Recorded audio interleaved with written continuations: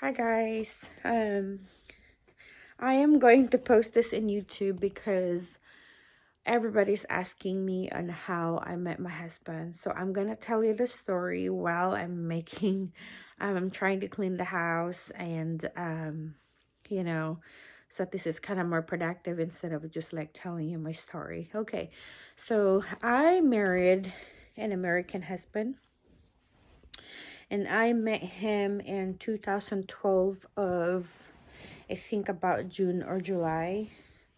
I actually work in a nursing home that time. I was a nursing assistant then before I became a nurse today. So I worked in a nursing home and his mom was one of the patients over there. And when I worked there, I was actually a widow. I lost my husband. He committed suicide. So I said to myself, I will never recover and I am not going to have a boyfriend anymore. And I will not remarry either. Even I was so young then. I was 29 or 30 years old that time.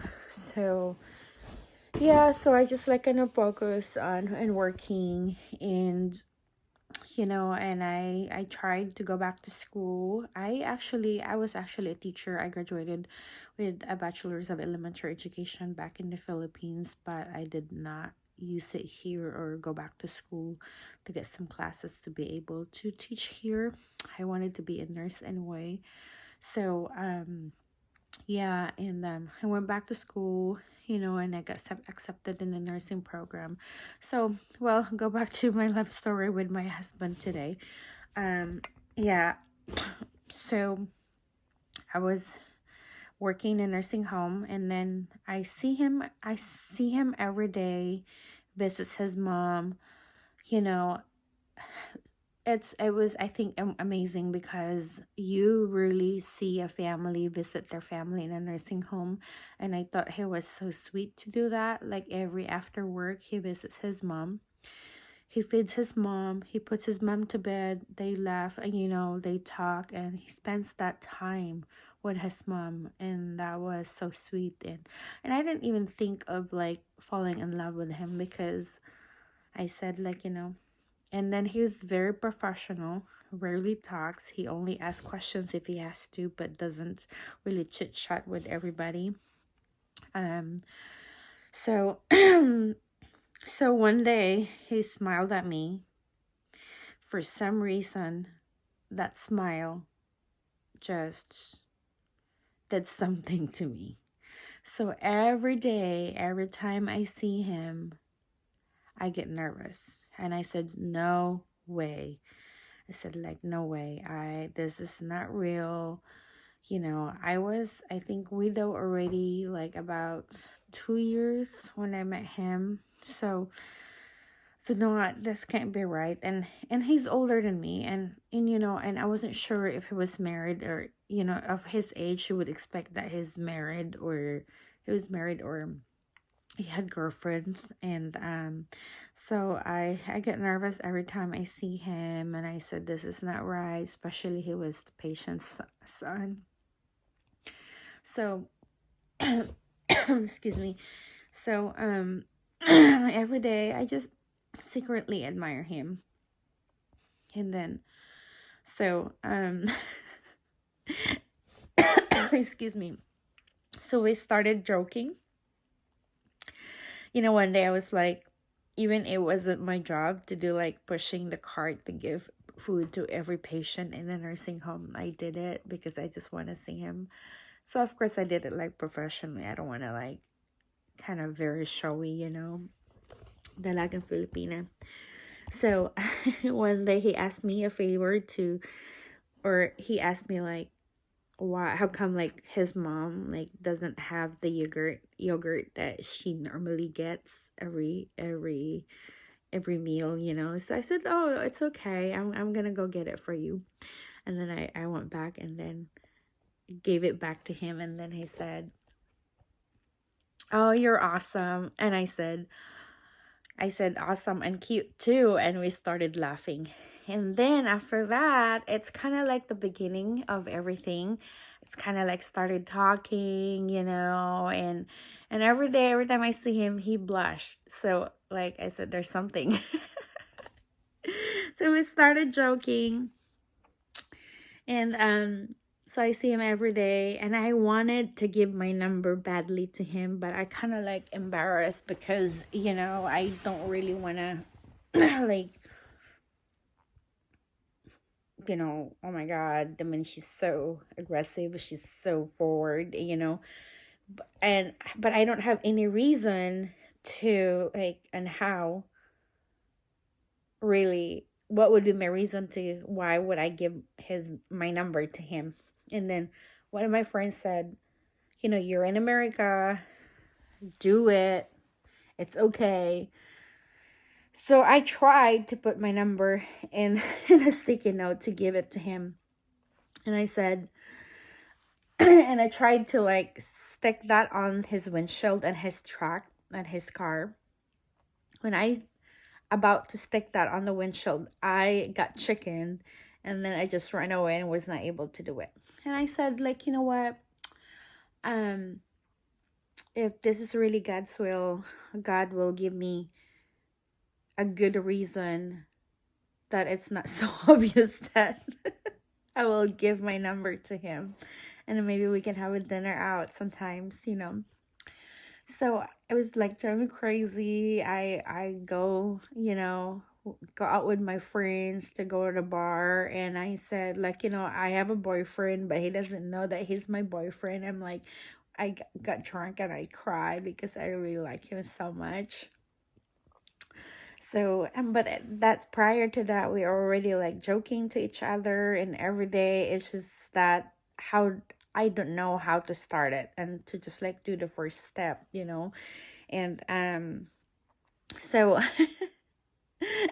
and then and one day my coworker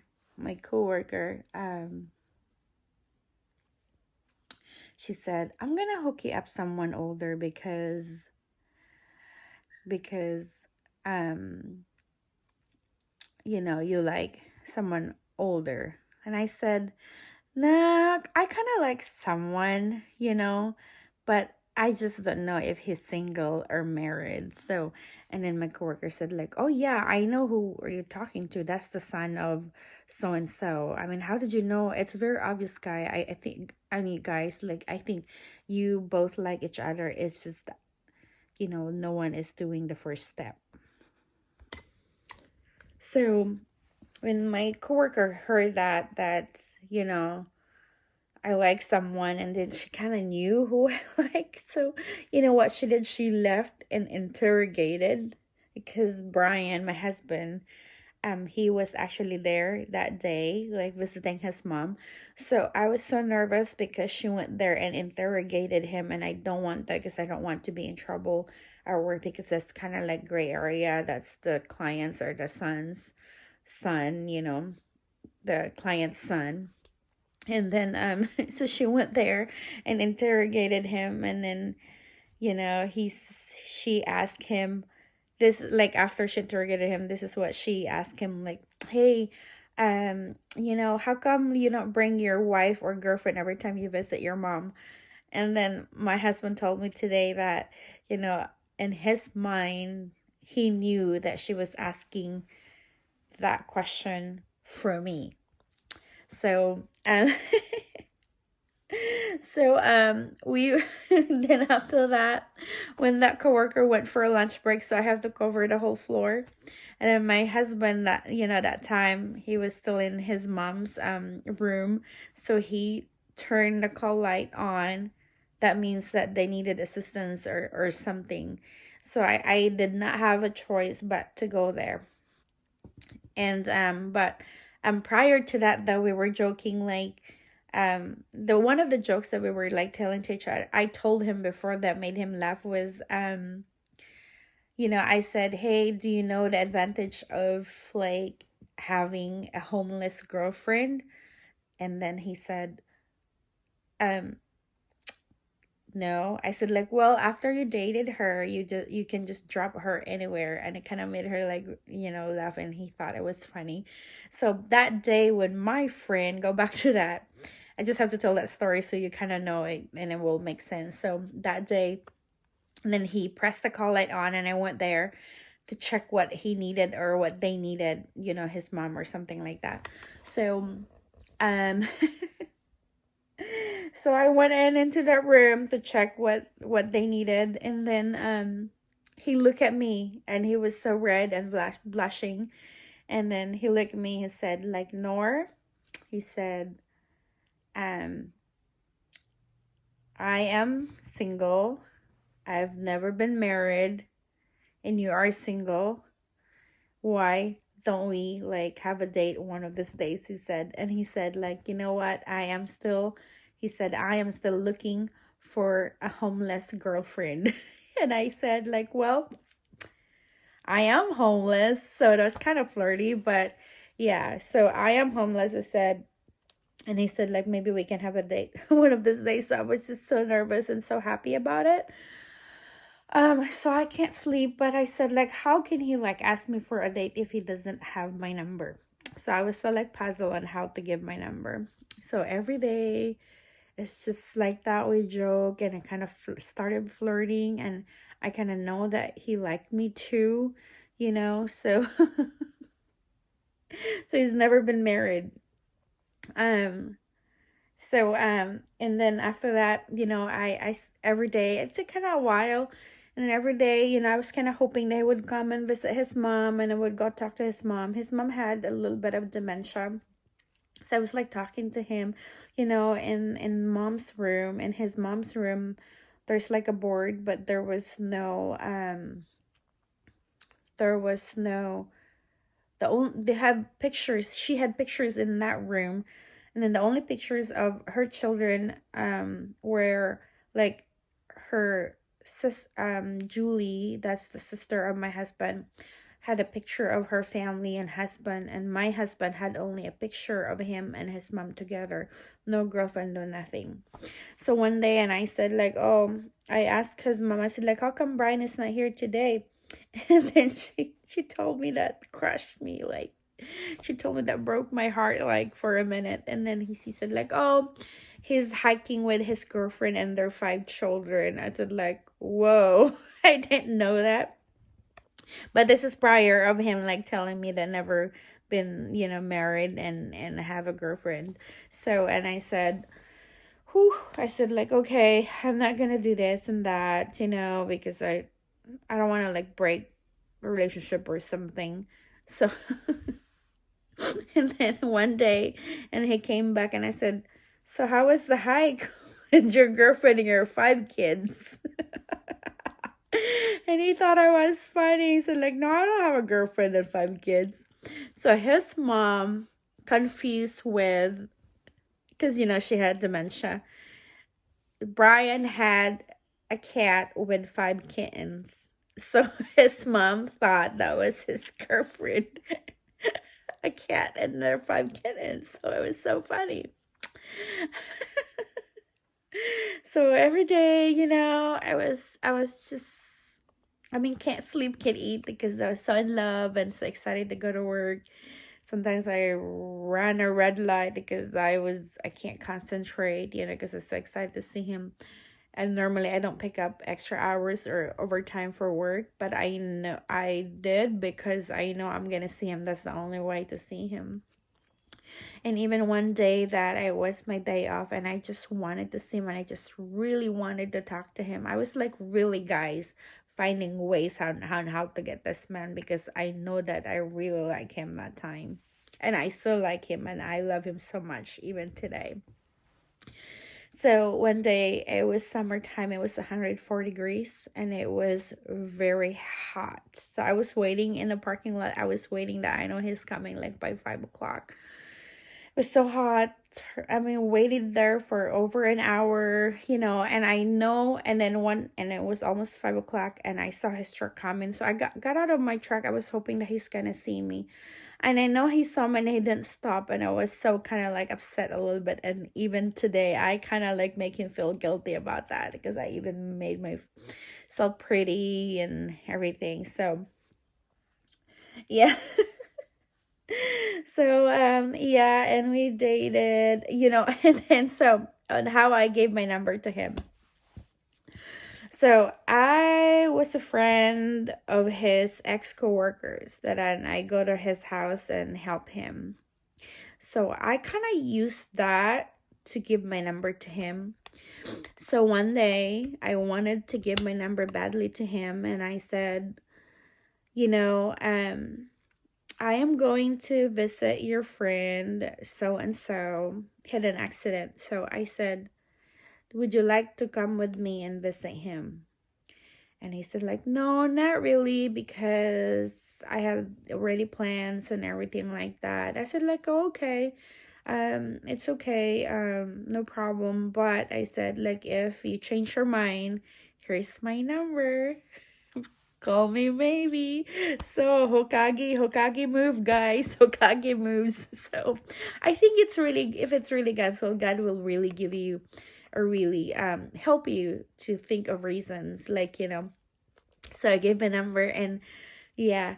So you know, because he told me that maybe we can date, and then I gave him his number, and I gave him my number, and then he said like, okay, I will give you a call. He said, you know, so I was like waiting and waiting for him to call. So excited. I'm kind of like desperate. But it was all worth it, guys. It was all worth it. So so I got, you know, I told you that I said that I got accepted in the nursing program. I should have not, you know, it wasn't a good idea to start a relationship because nursing school is very, very stressful, but I did it anyway.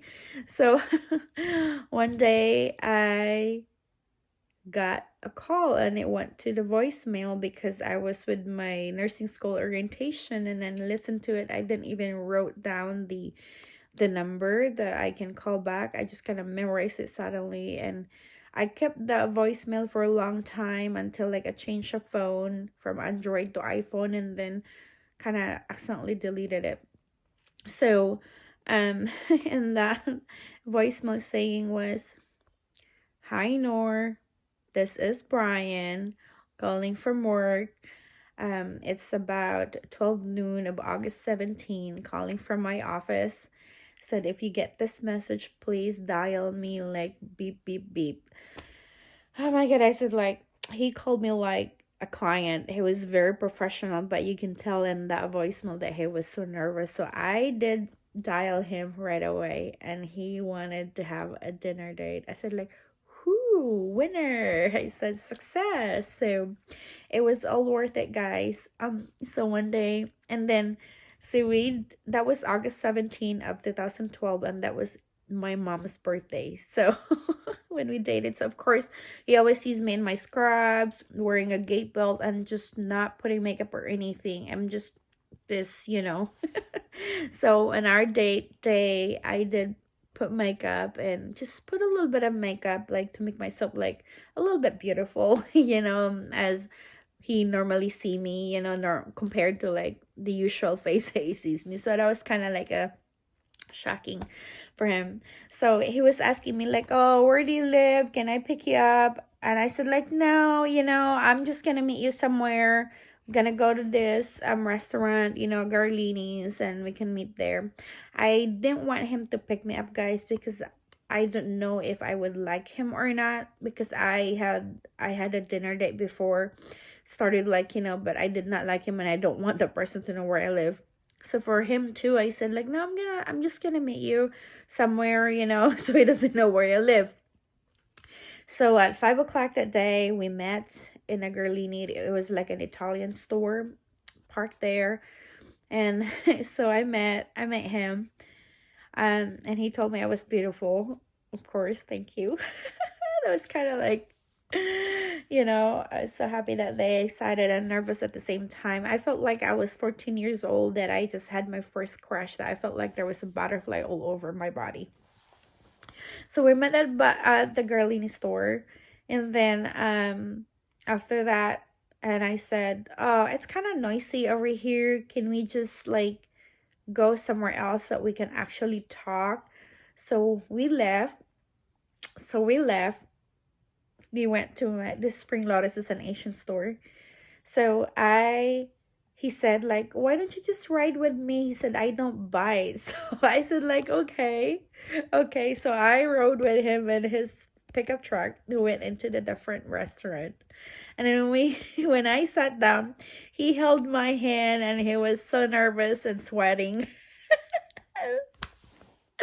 I thought that was so cute. So because he asked me like, "Can I hold your hand?" I said like, "Sure." Of course, I love him to hold my hand. Come on. So we went to the Asian store. It was 5 o'clock. So we were like talking in there in a dinner dining. We were like ordered our food, and of course I helped him because he didn't know what to order in an Asian store. So he had, I think he had the garlic chicken.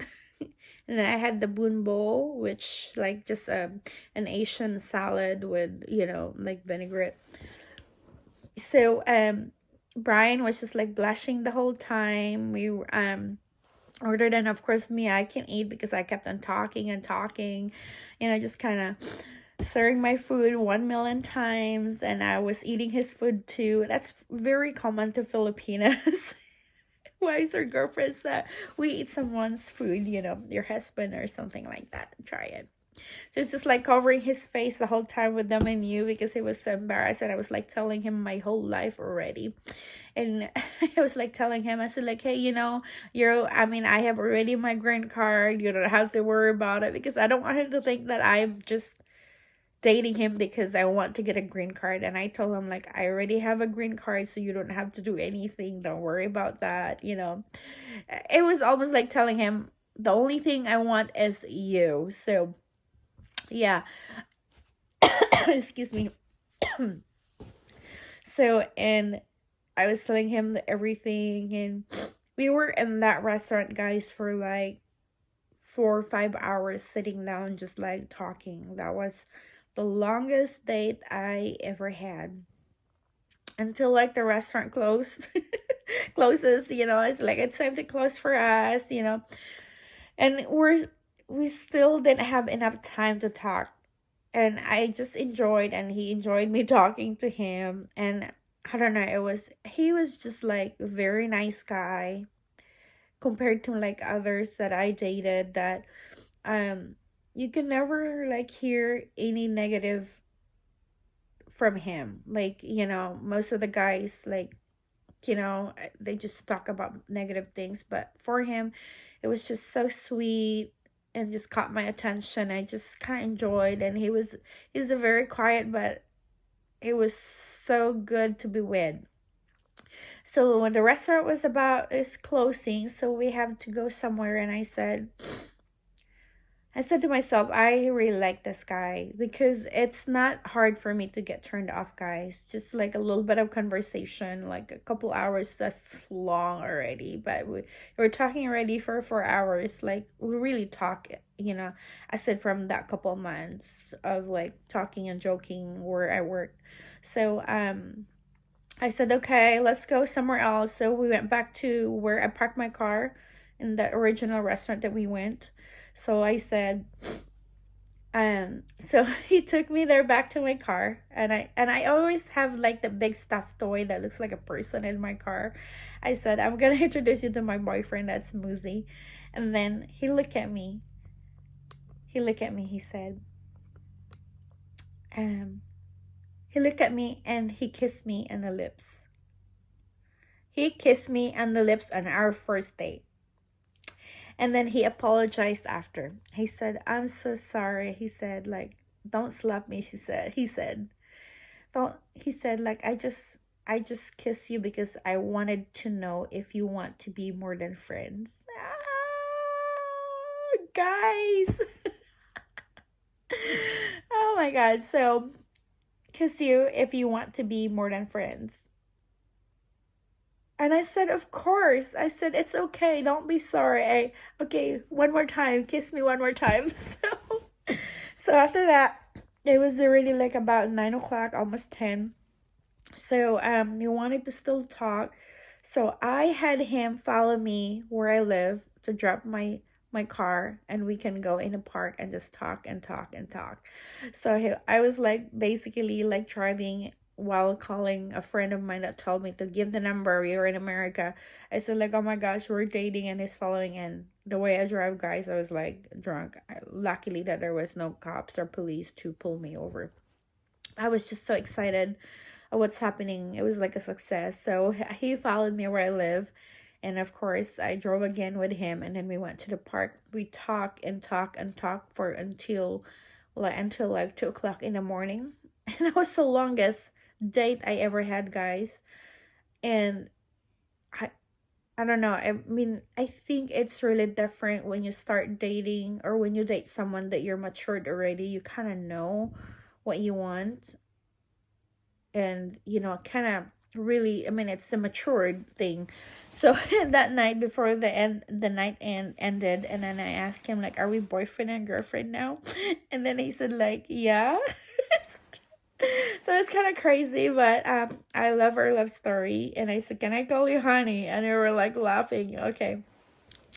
And after that, my husband was like a very old fashioned. So he had only like a flip top phone that is so hard to text. And he has a very big hand because he's a big guy. He's about 6'1".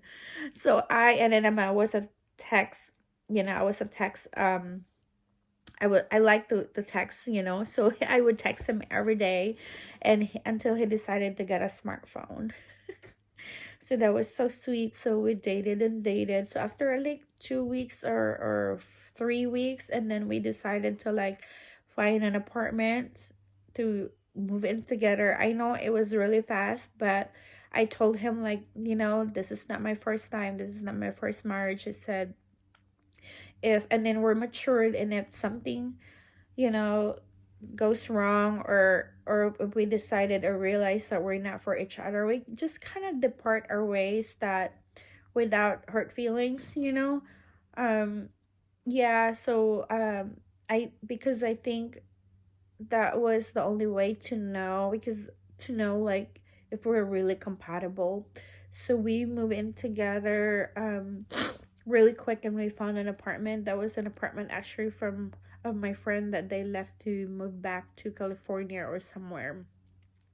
So we started like without anything, and then we were just like sleeping on the floor. And that was so cool. And we're so happy, and I was so happy. It's because finally that I can decide for my own self without worrying who I am going to fall in love with. So you guys, so we found that apartment, and we started like moving stuff. So but before that though, it's because I got accepted in the nursing school and I'm going to start. So I kind of like laid everything on the table. I told my husband that I'm starting to I will be like in a nursing school after all the prereqs. So I have another 2 years to finish nursing school, and I told him like, before I met you, I already have this goal in life, like to do this nursing, to change career and have a better life. I want, and he's not gonna be my priority for that 2 years. And I hope that he understands that, and he will just be there to support me.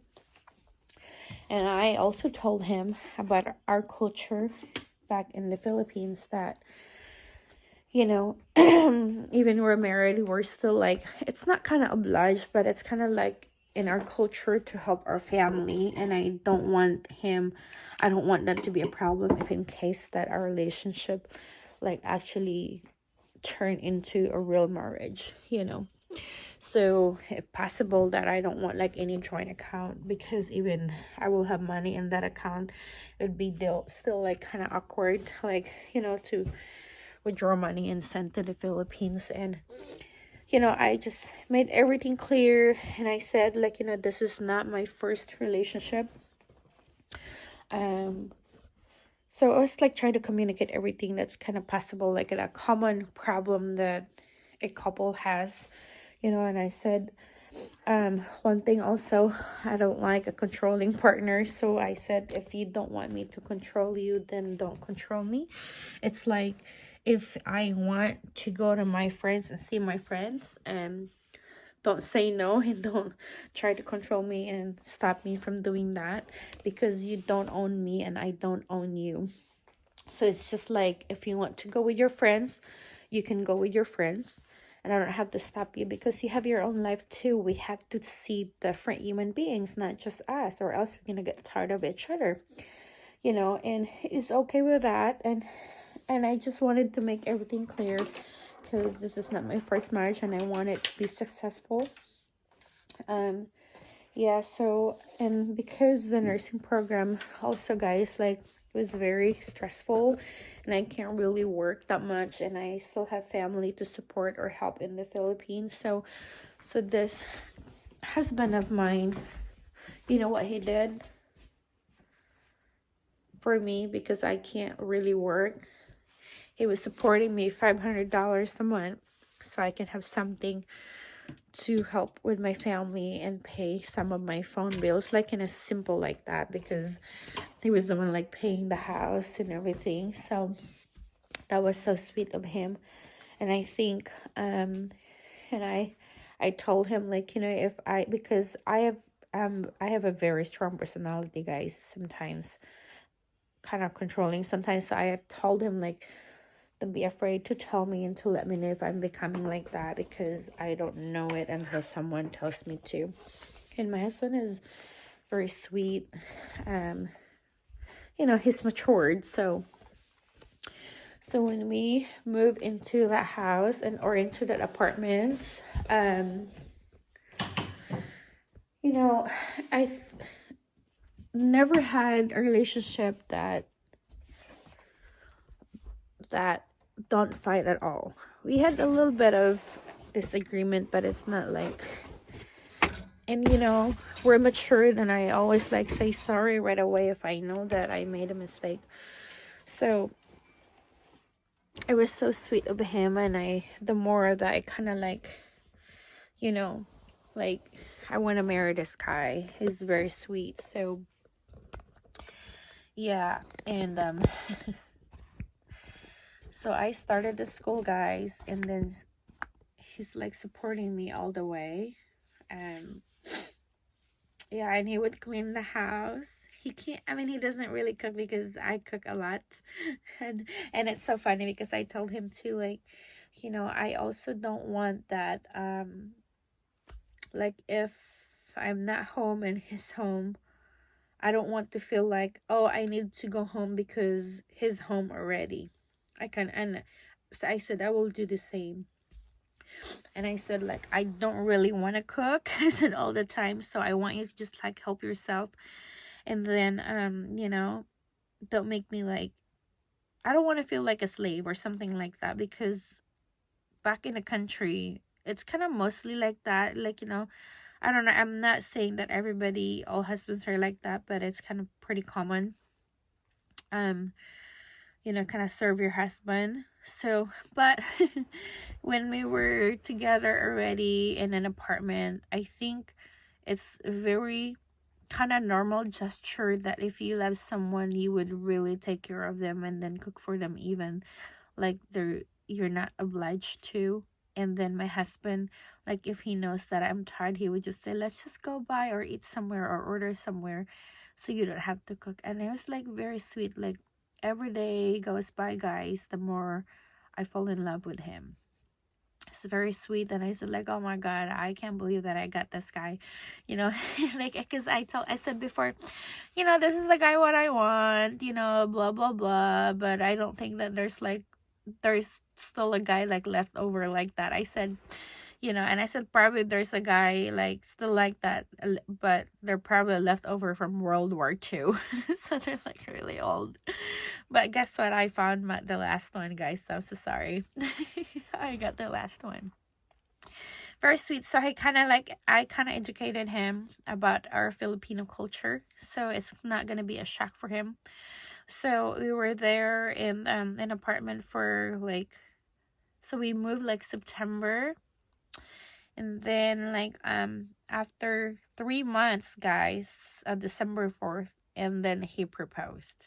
He proposed after 3 months, and then he asked me if I wanted to marry him.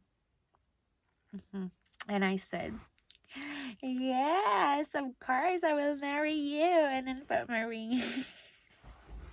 So that was so cool. I was so happy that night, and we went out, and I still have the picture when he proposed.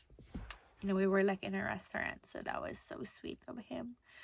That was the happiest night. And then of course, like, you know, I continued my school.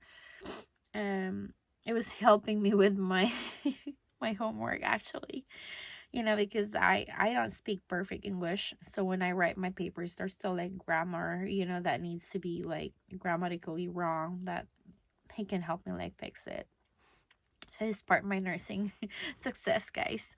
So yeah, so, and then after that, so December, yeah, that was December that he proposed. And then my husband travels, business travel sometimes, so yeah. And I had a problem that time. I had like a thyroid issues, you know, before I came here in America, and then I gone through like a few biopsies just to kind of monitor it if it gets cancerous or becomes cancer. So my last biopsy was showing abnormalities, and then the only way to know that if it's cancer is to open me up and remove that thyroid. So he was in a travel that time when I got the result. So they needed to do surgery. I mean, the scar is not obvious because the doctor, they actually opened me up and where that creases in my neck here. So so we're like crying because, you know, I was afraid, and we're not even married yet and stuff like that. So continue, and then so kind of just let it go, you know. I think he let it go and kind of just continue to monitor my thyroid. So that was December of 2012 that he proposed, guys. And then we wanted to get married, so we got married after 10 months of dating. That was my longest date ever because with my previous relationship, he's going to be my third marriage. Okay, my other husbands, they're good too. So first one, I was just so young when I had him. The second one died. Okay. And we're still friends. Like with my first husband, we have one child together, and she's 20 years old now. So so we planned to get married in June 22nd of 2013. So we basically got married 10 months after dating. Okay. And now, so of course, like when you're in love and after marriage, what comes next would be like you wanted baby together. And I'm not that young anymore, so it was different when I was 18 that I got pregnant right away. So we're kind of stressing about it when we got married. And then, you know, and I was still in school, and I don't really want to get pregnant and not being able to finish the nursing school because it's really hard to get into the nursing program. So after I graduated, I was working already as a nurse in 2014. So, and then we tried for a couple years, like from 2013, I think. I mean, I didn't have birth control, so I tried to get pregnant, and I couldn't. I was stressing, and I was depressed about that. So until like we decided to see a specialist in Seattle. And then so they were saying it's because of my history having like a stillbirth that kind of kind of messed up the, structure of my uterus. Like kind of, there's like an addition in there. So, but it wasn't enough for me to like not being able to get pregnant. So the doctor gave me like a very strong fertility medications, like injections and orals. um so we did the insemination. It's an intrauterine insemination. It's not the one that you can just do at home and get a syringe and put in there. No, it's not. It has to be, it's a clean one that they already remove all the weak sperms. And when once you're ovulating and you have enough, like if your eggs are big enough, so they will like put it inside like the sterilized sperm and all good counts and strong sperm, and they insert it directly to your uterus. So luckily, guys, so we got married in that June. Sorry, kind of go back and forth. So we got married in that June, June 22nd. It was the best marriage, the best wedding we ever had. It was really cool. And so after trying to go back into like getting pregnant, so yeah, so we did the October, I think October of 2015, I think. October, November, December, January, February, March, April, May, June, July, August, September. No, it was December. Okay, so we did the insemination, intrauterine insemination, like to get pregnant, because I couldn't get pregnant like normal as what couple do, so I was like suffering from infertility because of age, and then thyroid issues and stuff like that, some structures in the uterus. So we did insemination of December of 2015, and we did it December 10th of 2015, the insemination, and you have to check pregnancy test after 2 weeks. So that was December 25th to check if I was pregnant, or if it was successful. So we did that, and then of course I was so excited, because if it wasn't successful, then we have to go to the next step, which is the in vitro.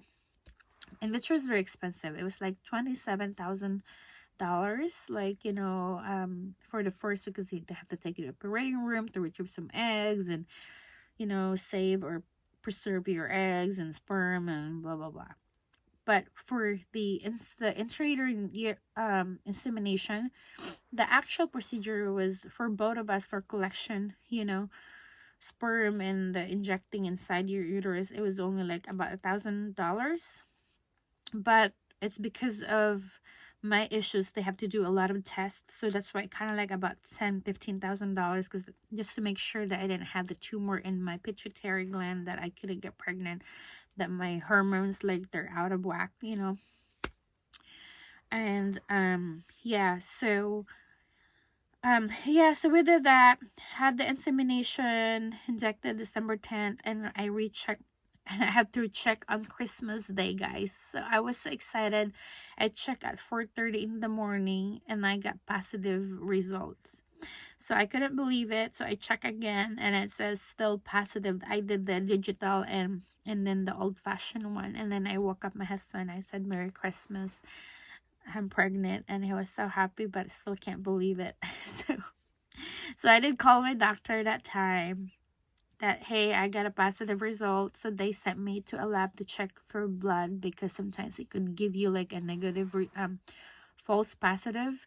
So I had to do a blood test, and it was positive. So I had enough hormones in my blood to say that I was really pregnant. So excited about it, and we're happy. Yeah, so I got pregnant. We got pregnant, guys, and then so when I got pregnant, and we're so excited, and I got so big belly. So she was due in September, first week of September, then that time.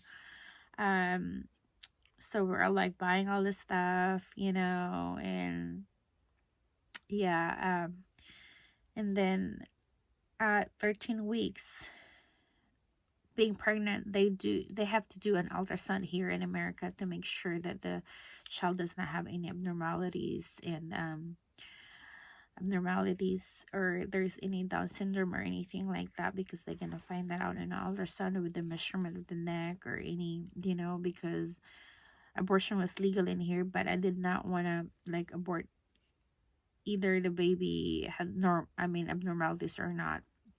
So, but that's just like kind of preparation. So I did the ultrasound after 13 weeks. And then baby, 12 weeks, 13 weeks pregnant, baby is just like an inch big. So we did the ultrasound, and then boom. So guys, so after that ultrasound at 13 weeks, we found some abnormalities in the baby. So that was very devastating for us because we spent a lot of money and we've been trying to get pregnant. So, you know, the doctor called me, like, you know, they found that the baby had showing that the baby had extra fingers. So she was showing that she had 12 fingers. So 6 on each side. So basically she was showing extra pinky, like the baby finger. So I was kind of crying because why every time I wanted something, I'm in the laundry room, there's always a problem. So I said, why could it be so easy for me every time I have a goal? Why is it always difficult for me to achieve what I wanted? I've been like a good person. I was kind of questioning God, and I know it wasn't right to do that, but you know, so I cried, and I was supposed to drive to go to work, but I couldn't because I was so depressed and devastated of, you know, and the doctor even like mentioned like, you know, abort or something like that. I said like, no, I'm not going to abort the baby, because if there is going to be a problem and the baby's gonna die anyway, I said, I'm just gonna let the baby die on its own, on the baby on her own, because I don't want to commit that sin. It's just because the baby is abnormal, then you're gonna do that. No, I was like willing to sacrifice. So the doctor told me. So anyway, that day I was supposed to go to work, and I called my boss that I'm so sorry, I can't go to work because something happens that I just can't concentrate, and it was unfair for my patient if I go to work that, you know, I can't even focus of what I'm doing because I was so depressed of the news that I got from the doctor because of the baby's abnormalities. So after that, you know, so I didn't go to work that day, but the doctor told me, okay, so if you really want to continue this one, then you have to go through like different tests, and they call it like a second level ultrasound. That means that you go into the universities, like big hospitals in big cities, like, you know, here we go to Seattle to do an ultrasound. It's an ultrasound that would also see the inside of the baby, like the organs, if there's like missing, you know, missing organs or not totally developed, then the baby will confirm that has some chromosomal defects. Or also we had to go through DNA test to get like a blood. They had to draw blood for me to make sure if it will confirm the baby's gender, and it will also confirm if there is a chromosomal defects for the baby, because most of the babies that would be born with abnormalities, parts of the body that usually like comes with chromosomal defects. So we did, you know, ultrasound and stuff like that, and the baby was confirmed it was a girl at that early 12 weeks. Was like the 3-month pregnant at that time. And then also it was confirmed that the baby did not have any chromosomal defects, so just had an extra finger. So we're happy about that, you know, and we're so excited, and the baby will be perfect and she'll be loved. So and then, you know, like kind of continue. And so at 38 weeks, I started, I mean, it's like an hormonal, like, you know, if you get that pregnant already, I mean, almost like your due date, um, I got like paranoid and I was like crying, like, please take my baby out while like I can feel that she's moving because of my experience, guys. So before her, I had a stillbirth, you know, with my first marriage at, I think 38, 36 weeks, the baby died inside me. And that day I was not able to feel her moving. So that's why when I got pregnant of my toddler today, when I got paranoid, like if I really feel her moving. So the doctor told me, oh yeah, I forgot that history. So he said, if you know, if you're if you still if your water's still not going to be break, I mean, if the water's still intact, you know, then come in and then we will induce you because you have like a history to consider. So guys, like I kept on dancing, you know, to start the labor. I don't know if it helped, but they really. So at 39 weeks and I think 4 days, at 4 o'clock in the morning, I went to the bathroom and I went pee and then went back to bed. And I said like, oh, I just did. And I'm still like, I feel like I want to go pee. And my water broke like at 4 o'clock in the morning. And then my husband's kind of panicking. I said like, don't panic. It's okay, you know. So we went to the hospital. Guys. And then my water just like keep on leaking all day. I think I went there at 4 o'clock and I didn't really deliver the baby until like 8 o'clock in the evening. So that long. So the baby came out. She was 9 pounds and 4 ounces, and she was a chubby, cute little baby. And then yeah, she was born with 12 fingers, and we named her Christina Carol Stokes. The middle name Carol is like after his mom, Carol Stokes, because she was kind of like really the reason why we met. So but she passed away though 3 months before our wedding. But yeah, anyway. So the baby, yeah, she was healthy. You know, they had to check her blood sugar. Because she was almost 10 pounds just to make sure that she wasn't diabetic. And she wasn't. So we had that baby, cute little baby, and he's so happy. And, you know, yeah, so to let you know about his mom, she passed away 3 months before our wedding. But I think she was just kind of waiting for Brian to get married, because I asked him, you know, why, like, never been married and everything. And then she said that, you know, yeah, Brian was like a nice guy. I think the guys, like the girls, the women just like kind of taking advantage of him and stuff like that, you know.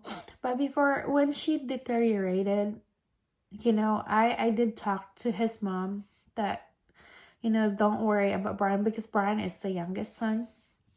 And I said, don't worry about Brian. I will love him as much as you love him. And I will take good care of him. And that kind of made his mom cry. It was like a tears of joy for me giving her assurance that her son will be loved and don't worry about it. So she passed away 3 months before our wedding. I'm here in the laundry room, sweetie. So that was kind of good closure for his mom, you know, to give her the assurance that I will take care of his son, and I promise that. So anyway, and so we have that little kid now, Christina Carol Stokes, and I'll show you the picture. We really enjoy her, and then our marriage, and we are like together for 8 years now and married for 7 years this June 22nd of 2020. And if I have to do it again, guys, I will remarry my husband again, because even today I just don't love him, but I also like him, because you could love someone but it doesn't mean you like that someone. So my husband, he's a blessing, and I am very happy that I married him, and I hope that my children can find a husband like him. Very sweet, very nice. And I just couldn't thank enough God and his mom of giving him to me. Yeah, and very supportive. I really love him, and I hope you guys can also, or women out there that's still finding or trying to look for his trying to look for your right man, or you know, your forever mate. So I think I kind of find it that the right person will come in the right way. You don't even need to look for him. Because when I dated him, I wasn't even like kind of planning to have a boyfriend or get married again. So today, you know, after living in our apartment for 5 years, we decided to build a home in the property where he grew up. So there was like a lot of memories in that old home. And today we're just kind of like happily married here, living in the property where he grew up. And it was so cool because our daughter gonna grow up same area, same place, same property where her dad grew up. So yeah, that's cool. And so anyway, my daughter that I told you that she had like extra finger, when she turned 18-month old, or 1 year and a half, then we had a surgery and removed that extra finger. So I'll try to find a different picture in here that would show you when she had that 12 fingers and when that 12 fingers were removed. Not 12 fingers were removed, but that 2 extra fingers were removed. Yeah, and she's going to be 4-year-old this year in September. And yeah, and so when we tried again to get pregnant, but you know, we're already old. We tried to do like an intrauterine insemination again twice, and then they happened. And my husband and I were talking like, I wish that we did like the in vitro fertilization, that we could have like twins right away. And it was kind of very expensive, but I think it was kind of worth it if we had tried it. But I know I don't know, I'm almost 40, so I don't know if I could still like get pregnant, unless probably we're gonna go for another, you know, insemination. Of course, when we tried it for the second time, my job was so stressful, and that's not helping for you to get pregnant. Yeah, I don't know if we're still gonna try or what. Yeah, so I'm not sure. But if it's, you know, if it's really gets well, then maybe. We'll see after all of this problem in the world.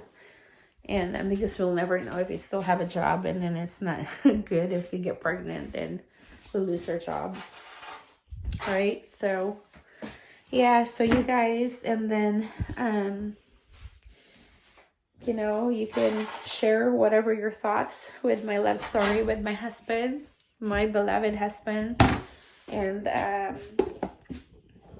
yeah, and I just really thank God that I found him, and he's very sweet. So if there's a portion of the story that I skipped or missed, you can ask me, and you can just comment down below if you have any question. And please be nice, be respectful. I don't have any intention in this video to, you know, hurt someone or offend someone. So you can just comment down below and I can answer any question. And also you can ask me why or how come I came here in America. How did I do that? And I can answer that one if you can just comment down below in this video. So I'm hoping that all the women out there that's still looking for their forever mate don't lose hope. And I think you just have to be happy first, being alone and just yourself, and don't rely your happiness to others. And if you're already happy of being yourself, and be the right person um you know, and just kind of communicate to your, even if you like someone, if you just kind of lay everything on the table and tell them what you want, and you know, do's and don'ts, communicate really well in a nice way, I think you're gonna have like a successful marriage or relationship. My husband and I could not even remember, or I don't think we had a fight at all, because I know it is normal for a relationship to fight, but I think if it's the right person and you just can apologize and admit and be accountable and be responsible if you've did or you've said something that hurts his feeling, everything will be smooth. I probably had some, like, you know, moments that I was like grumpy, just stressed and tired, and kind of like came across like angry or something like that, and he would tell me and I would just like apologize and everything will be fine. But we didn't really have that fight like jealous every day, because I said, if you're jealous and you don't trust me, then there's no reason for this relationship to go on. Then you have to find someone. So we don't have that. We feel very secured with our relationship. No jealous, no nothing like that. I really love my husband, and I hope you guys can find like him. Yeah, so, and I hope you like this video. Sorry, I was like trying to do some chores at the same time. Look at this, doing some laundry. My other daughter, the 20-year-old daughter, she's coming to see us. Yeah. So we live here in Washington, in America, and I really love it here. And thank you for listening. And if you like my video, please don't forget to subscribe and like the video, and you can share it if you want to inspire others. Yeah, so I hope that this story, the love story of mine, would set as an example and inspiration to others that's looking for true love. That true love can happen between different cultures or different nationalities. So I'm a Filipina. I'm from the Philippines, and my husband's from America. So it is very possible, guys. So I wasn't even expecting that I'm gonna fall in love with a white guy or American guy. So, and I hope you guys can find your true love. It may be like from the other side of the world, or if it's just like probably behind your house. So have a great day, and thank you for listening for my story. Bye bye.